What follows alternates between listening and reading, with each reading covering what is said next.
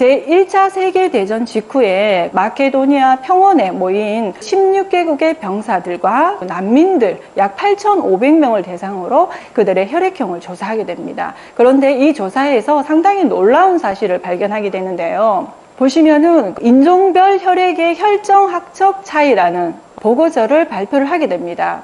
여기의 내용은 북유럽 또는 서유럽 쪽에 있는 백인들에서 A형이 B형에 비해서 상대적으로 상당히 높다라는 것을 발견을 하게 됩니다. 이에 반해서 동유럽 또는 그 외의 유색 인종에게서는 B형의 비율이 상당히 높게 나타난다는 것을 확인을 하게 됩니다. 이것이 혈액형 인종주의를 탄생시킨 배경이라고 볼 수 있겠습니다.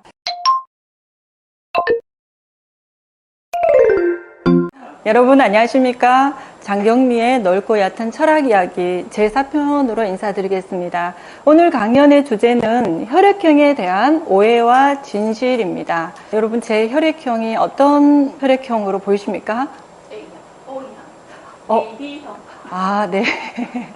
네, 궁금하시죠? 제가 강연 후반부에 말씀을 드리겠습니다. 혈액형의 발견과 공헌에 대해서 먼저 말씀을 드리겠습니다. 세계 최초로 혈액형을 발견한 사람은 독일의 란트슈타이너입니다. 란트슈타이너가 AB5식 혈액형, MN 혈액형, 그리고 RH 혈액형을 구분하면서 노벨상을 수상하게 되는데요.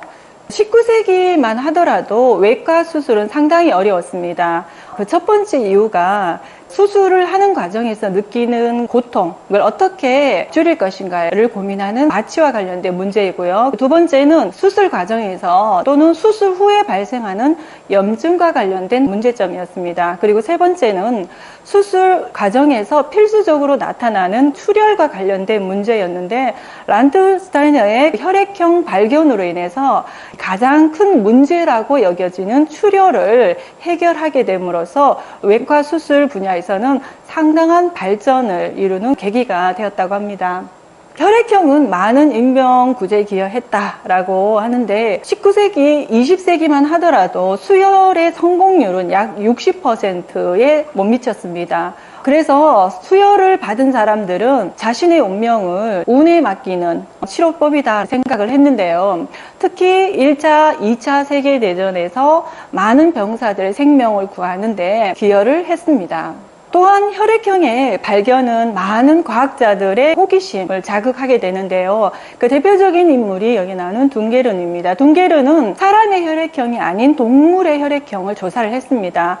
그러던 중 대부분의 포유류는 B형인데 A형은 침팬지와 사람에게서만 발견된다라는 새로운 사실을 알아내게 됩니다. 그리고 그의 제자 히르슈펠트와 함께 혈액의 진화에 대해서 많은 연구를 합니다. 히르슈펠트는 혈액형이 B형에서 A형으로 진화한다라는 가정을 세우게 됩니다. 그리고 이 가정을 증명하기 위해서 많은 노력을 하는데요. 그 중에 하나가 제1차 세계대전 직후에 마케도니아 평원에 모인 16개국의 병사들과 난민들 약 8,500명을 대상으로 그들의 혈액형을 조사하게 됩니다. 그런데 이 조사에서 상당히 놀라운 사실을 발견하게 되는데요. 보시면은 인종별 혈액의 혈정학적 차이라는 보고서를 발표를 하게 됩니다.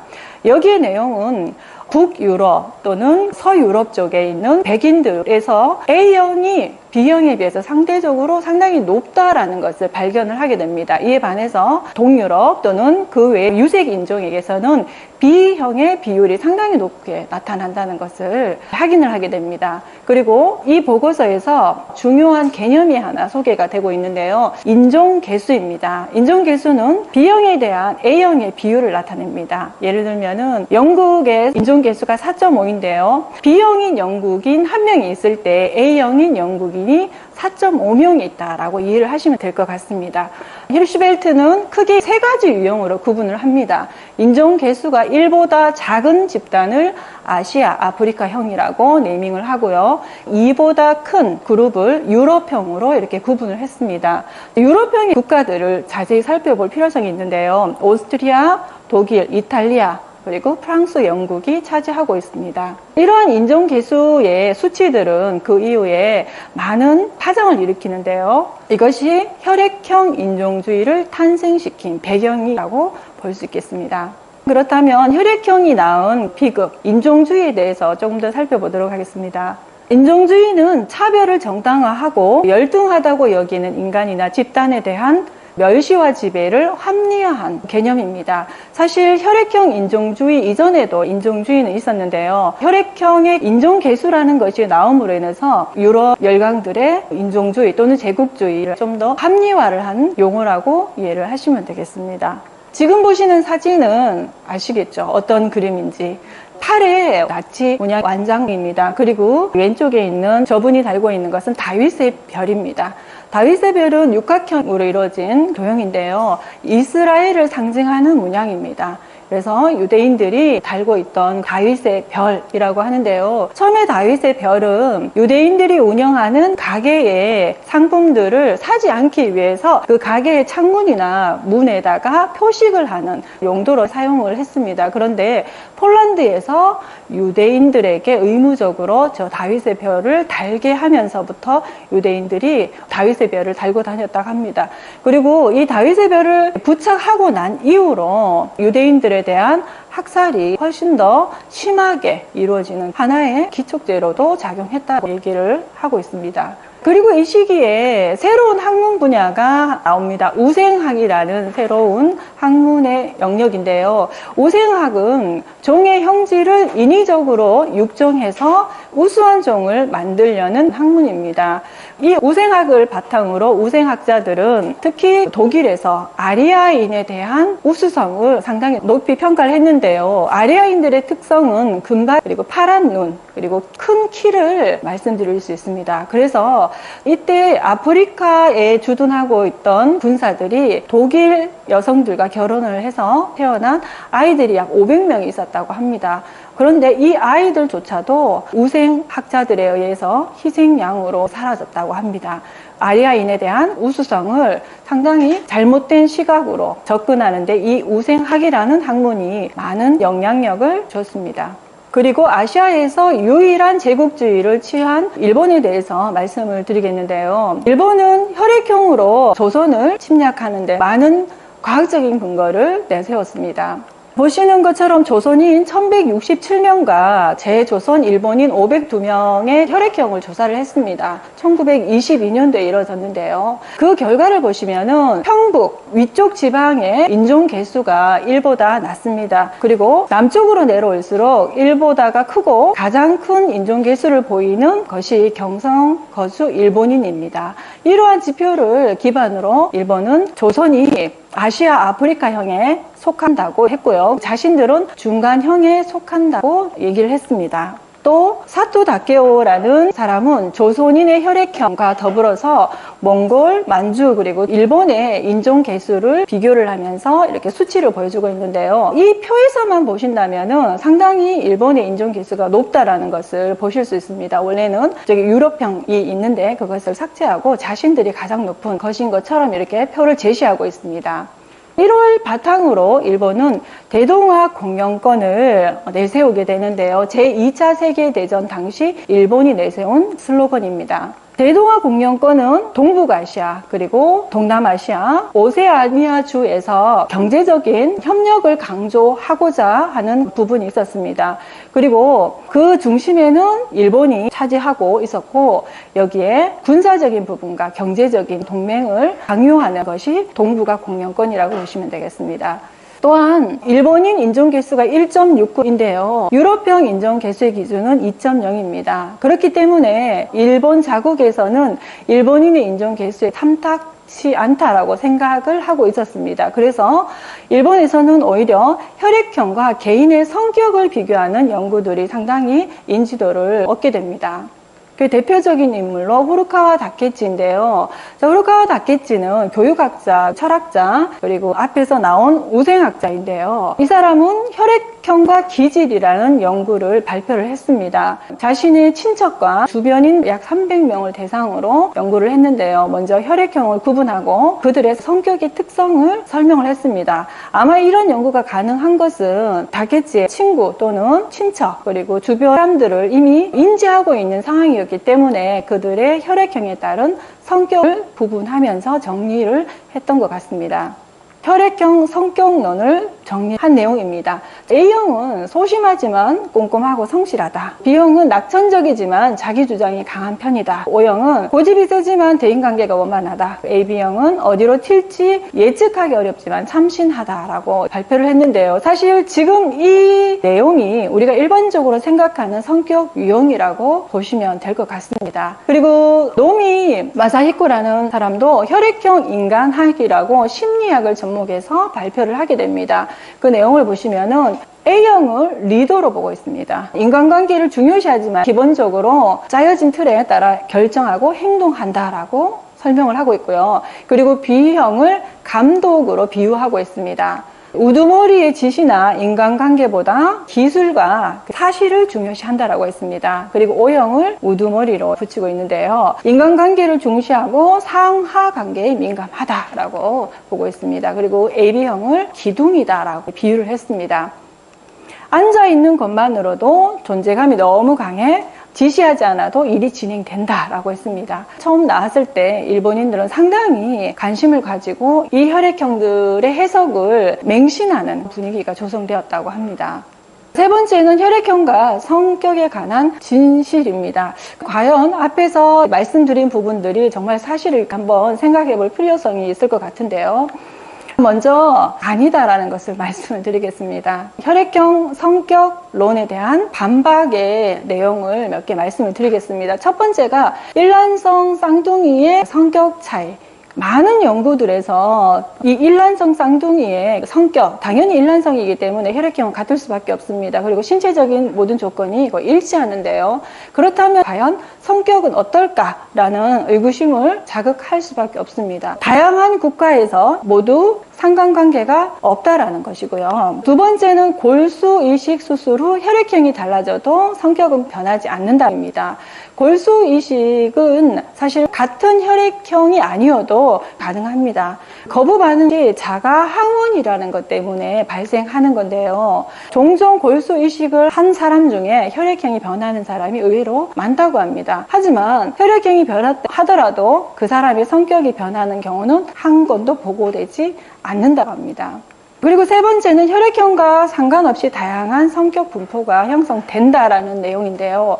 유럽과 북아메리카에는 O형 또는 A형이 90%를 차지한다고 합니다. 그리고 페루 인디언은 O형이 100%라고 합니다. 그리고 북미 인디언, 블랙푸드 부족은 A형이 82%나 차지하고 있습니다. 그렇다고 해서 과연 이 나라에서 O형의 인디언들은 모두 O형의 특성만을 가진 성격을 보일 것인가? 당연히 아니다라는 것이죠. 이런 과학적인 수치들이 혈액형과 성격에는 상관성이 없다라는 것을 대변하고 있습니다.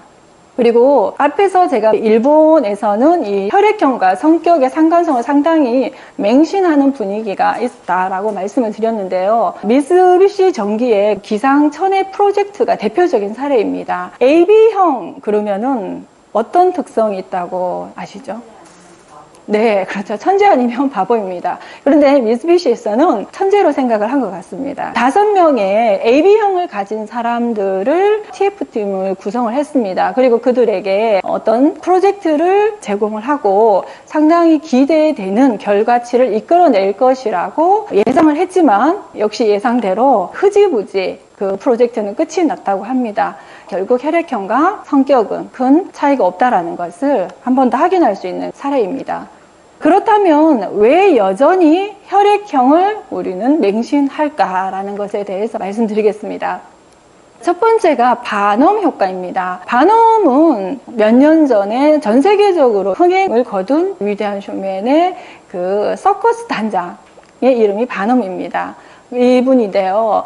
이분이 그 서커스 단을 광고를 할 때 여러분들이 원하는 모든 것은 여기에 있다라고 홍보를 했습니다. 그리고 상당히 서커스가 잘 되어서 많은 관객들이 찾아왔는데요. 그 관객들을 대상으로 직업이나 성격을 잘 맞췄다고 합니다. 거기에서 유래되어서 바넘 효과라는 것을 붙이고 있는데요.